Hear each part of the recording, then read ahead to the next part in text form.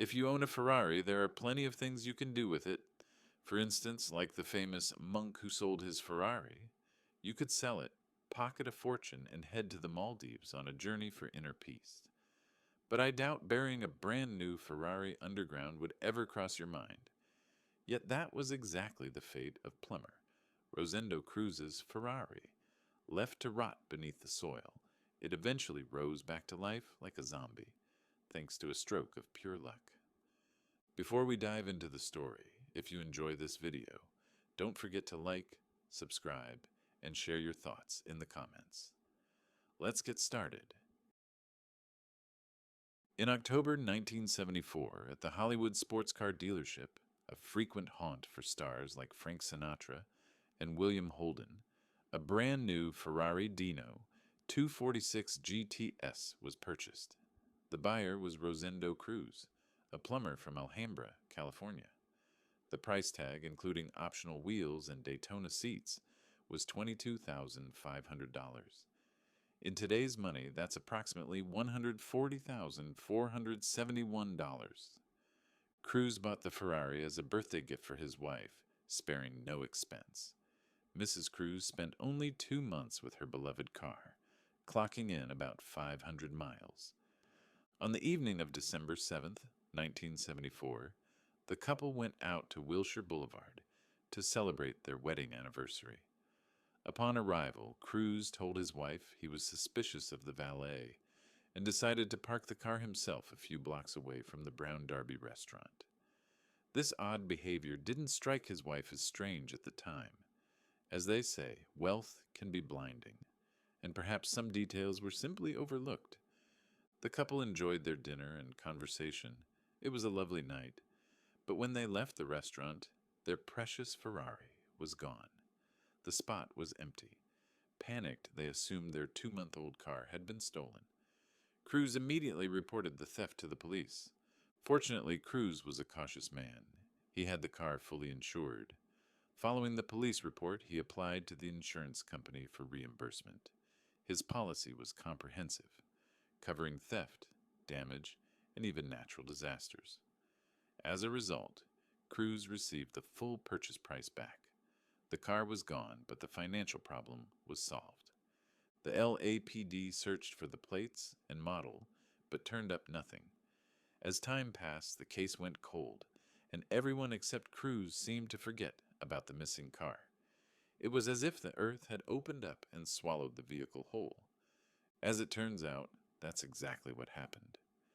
In February 1978, a group of children playing in the mud in front of a house on 119th Street in Los Angeles hit something metallic while digging in an old pool pit.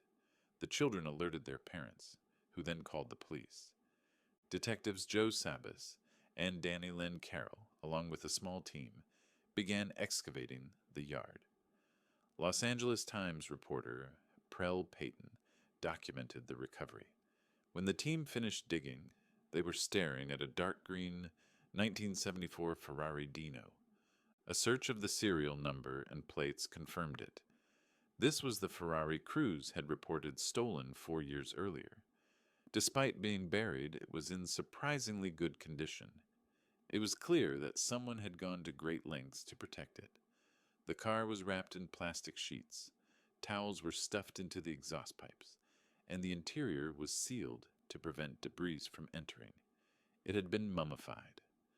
The residents of the house had only lived there for 3 months and couldn't explain why a car was in their backyard. Neighbors also claimed they hadn't noticed anything unusual. The police handed the buried treasure over to the insurance company. When people read the story in the LA Times, many were eager to buy it, seeing how well preserved it appeared. However, time underground had taken its toll. There was extensive rust, white spots on the paint, a cracked windshield, and engine damage. An insurance adjuster claimed it would be nearly impossible to restore the Dino to its original glory. Eventually, the company displayed it publicly before it was bought by a talented mechanic named Giuseppe Capolonga. He and his friend Brad Howard successfully restored the car, and Howard actually began using the legendary Ferrari Dino as his daily driver. In 2012, the story took another turn. Journalists revealed that the burial was actually part of an insurance fraud scheme.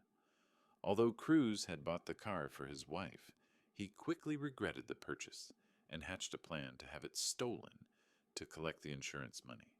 He hired 2 men to steal the car, but instead of scrapping it, the thieves buried it, intending to retrieve it later, though they never did.